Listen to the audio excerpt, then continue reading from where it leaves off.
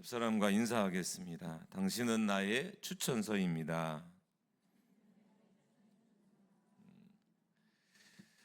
국가나 정당, 단체는 대외적으로 그 기관을 대변하는 대변인을 둡니다.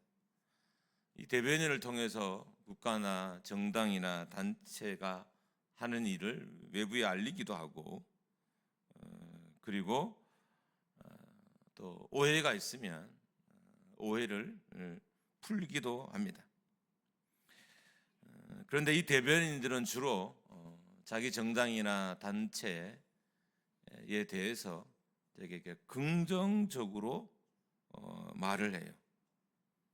그러니까 자기 단체가 얼마나 좋은지, 얼마나 좋은 역할을 하고 있는지를 대외적으로 이렇게 알리는 역할을 하는 것이 대변입니다. 요한 3서는 가이오라는 사람에게 사도 요한이 쓴 서신이에요. 여기에서 등장하는 이 인물이 가이오라는 사람입니다. 가이오. 그러니까 이 가이오가 손님 대접하기를 잘했던 것으로 보여요. 그래서 나그네 대접하는 것을 잘 했습니다. 그랬기 때문에 많은 사람들이 이 가이오에 대해서 좋은 이야기를 하고 다녔던 거예요. 그러니까 가이오가 있는 공동체에 사람들이 방문하면 이 사람이 정말 잘 이렇게 섬겼고, 그것이 주변에 있는 많은 사람들에게 소문이 난 거예요. 사도 요한은 그래서 그렇게 가이오의 접대를 받은 사람이 가이오의 대변인이다, 이렇게 이제 소개하는 거죠. 네가 얼마나 좋은 사람인지, 얼마나 신실한 사람인지 네가 섬긴 그들이 너의 대변인이다라고 말하는 겁니다. 사도 바울도 이와 똑같은 비슷한 말을, 거의 똑같은 거죠, 고린도후서 3장 2절과 3절에서 했어요. 용어만 좀 바꿔서 같이 한번 읽어보겠습니다. 고린도후서 3장 2절과 3절입니다. 시작. 너희는 우리의 편지라 우리 마음에 썼고 무사람이 알고 읽는 바라.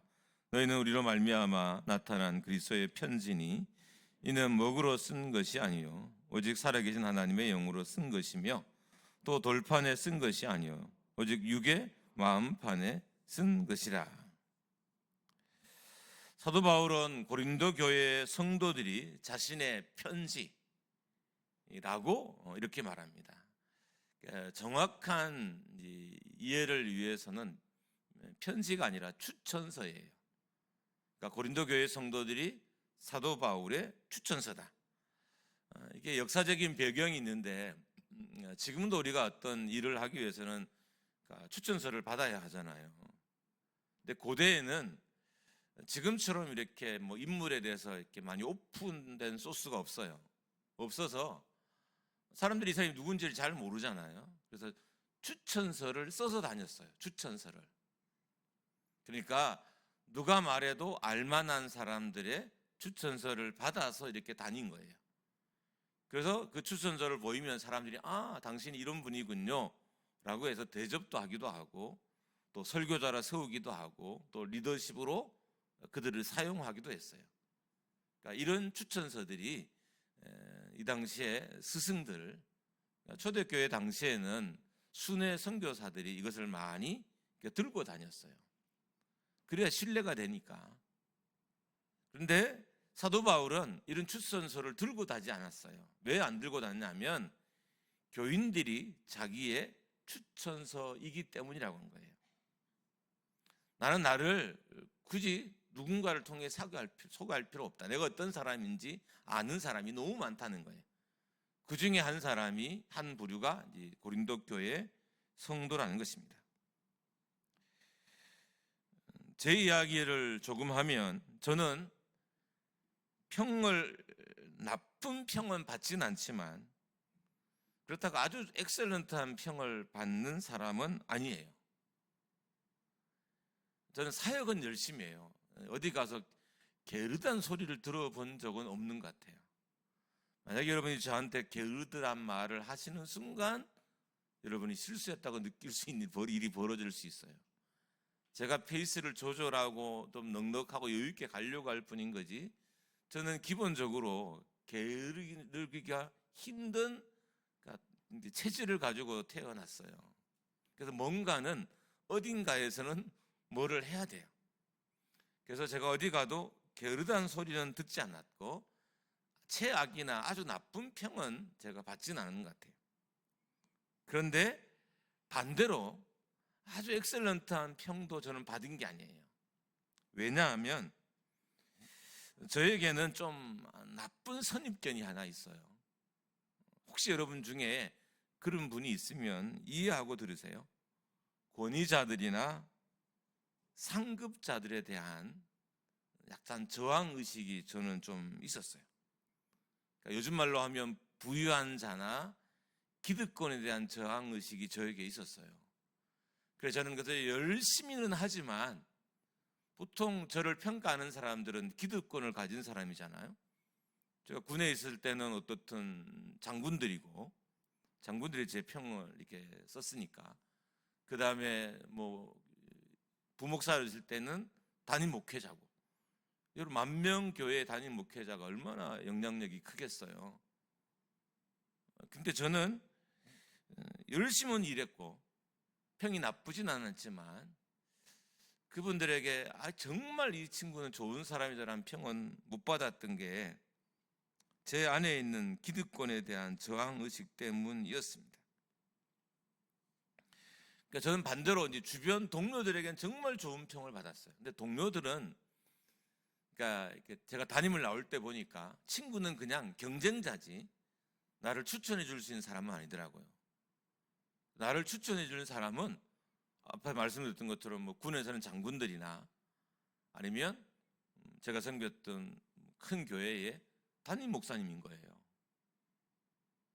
그래서 결국 그분들에게는 아주 열심은 했지만 아주 엑셀런트한 평은 받지 못했던 그런 경험이 저에게 있어요. 여러분, 이렇게 생각하시면 돼요. 여러분 주변에는 여러분에 대한 추천서를 써가지고 다니는 사람들이 많다라고 생각하시면 돼요. 이해가 안 되시진 않죠, 그죠? 그러니까 여러분에 대해서 추천서를 써서 가슴에 품고 다니는 거죠, 다들.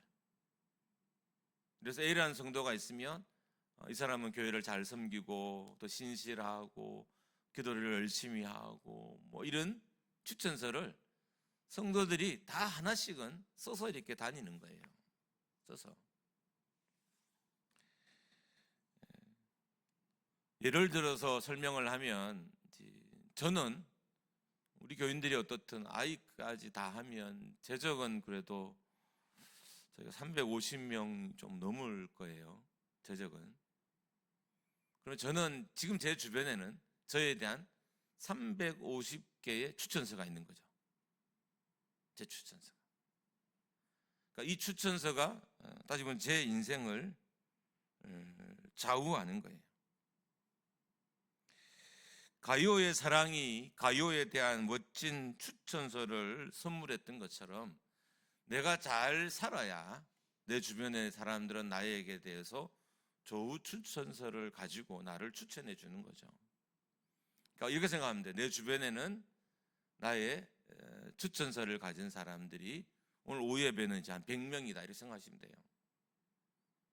자, 예를 들어서 조금 뭐 내가 형제랑 그런 대화를 한 적이 없어서 좀 불편하지 않으리라 믿고 실명만 거론하지 않고 그냥 언급을 해요. 어떠든지 작년부터 우리 교회에 나온 형제가 있어요. 저희나 뭐 저희 아내는 워낙 형제가 신실하고 해서 좀 뭐 이렇게 잘 대해주려고 노력을 했어요. 그럼 이 형제가 이제 부모님은 이제 교회 장로님이신데 장로님한테 우리 교회 이야기 하지 않겠어요? 뭐 담임 목사님은 어떻고 뭐 사모님은 어떻고 이야기하지 않겠어요? 그런데 어떻든 뭐 저는 잘 모르겠지만 제 아내에 대해서 뭐 그 장로님이나 권사님이시겠죠. 권사님이 한번 만나고 싶다 이렇게 할 정도로 좋은 생각을 갖고 계시다는 거예요. 여러분, 내 주변에 있는 사람들은 내 삶을 대변하는 추천인, 추천서와 같은 사람들인 거예요. 그래서 우리가 정말 열심히 신앙생활을 하고 잘 해야 될 이유가 여기에 있어요. 언제 이 사람들이 나의 추천서를 쓸지 몰라요. 일단 우리는 임직선거가 있으니까 그때 그 추천서를 쓰겠죠. 마음에 써놨던 추천서. 그걸 이제 표로 쓸 거예요. 그 사람들은. 아, 이분은 이 직책을 맡아도 돼 라고. 그러면 평상시에 보면서 나름대로 추천서를 써놨을 거예요. 예배 시간에 좀 뭐 이렇게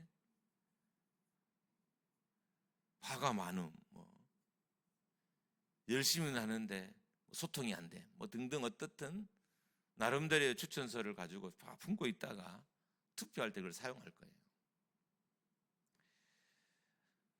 이 가이오는 그가 섬긴 사람들이 다 그런 멋진 가이오의 대변이 되어줬던 거예요. 왜냐하면 멋지게 정말 섬겼기 때문에. 그래서 굳이 가이오에 대해서는 추천서가 필요 없다.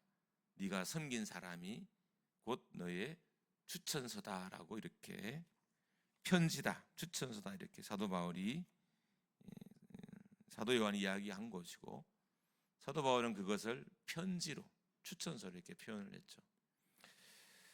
여러분의 옆에 있는 분들은 여러분에 대한 추천서를 다 하나씩 써서 다니시는 분이에요. 그리고 이왕 우리가 이 땅의 삶을 살면 그 추천서에 좀 멋지게 쓰여지면 얼마나 좋을까요?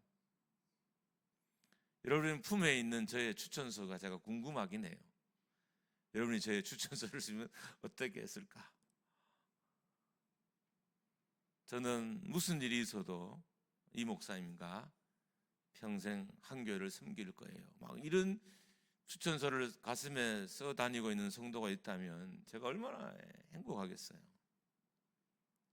여러분, 우리 주변에는 나에 대한 추천서를 써서 가슴에 품고 다니는 사람들이 내 주변에는 많습니다.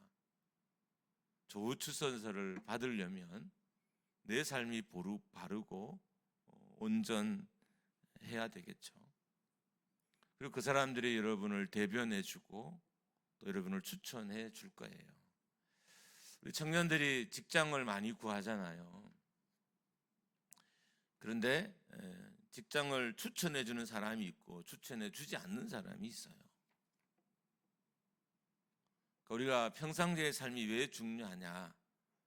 평상시의 신실함이 왜 중요하냐?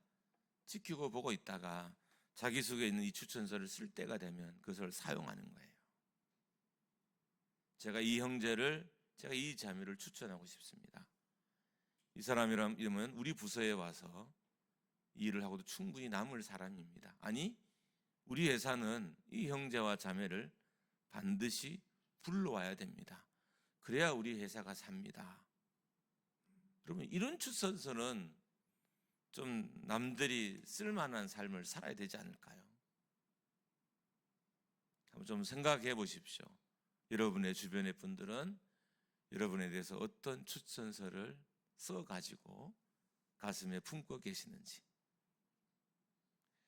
저는 저에 대한 멋진 추천서가 여러분의 가슴에 새겨질 때까지 열심히 사역을 하겠습니다. 여러분이 지금 아직 형편없지만 어떻든 제 바람은 누구도 가질 수 있는 거잖아요. 바람이니까 목사가 하늘보다 앞서도 안 되고 교회보다 앞서도 안 되지만 어떻든 우리 교회는 목사님 아니면 안 됩니다. 제 신앙에는 목사님이 빠지면 제 신앙은 빈 것과 같습니다. 이런 좀 추천서가, 저에 대한 추천서가 여러분의 품에 좀 있었으면 좋겠어요. 예, 한 분만 아멘 하시네. 집사님 복 받으실 거예요. 예. 집사님은 진짜 고마운 게 우리 교회에서 제 차를 청소하는 분이 없어요. 제 방도 실은 제가 권사님이 잘 안 맡겨. 뭐 1년에 기분 좋으면 권사님들 한두 번 하시나? 뭐 기분 안 좋을 때는 안 하시고, 바쁘면 안 하시다가 기분 좋을 때 한두 번 정도 이렇게 하셔요. 그래서 저는 이제 하면 뭐 막지는 않아요. 근데 하라고 소리는 안 해요. 왜냐하면 뭐 제 방이니까 제가 하면 되니까. 이전도 집사님은 어떻든 아침에 그 차를 운행하시고 빈 시간에 제 그랜저가 낡았잖아요. 16년 된 그랜저인데 매일 이렇게 닦아 놓으셔요. 저는 집사님에 대한 추천서를 좋은 걸 갖고 다니겠죠. 그렇죠. 아무쪼록 우리 교회는 서로에 대한 멋진 추천서를 가슴에 품고 좀 신앙생활하는 그런 교회가 되기를 주님의 이름으로 축복합니다.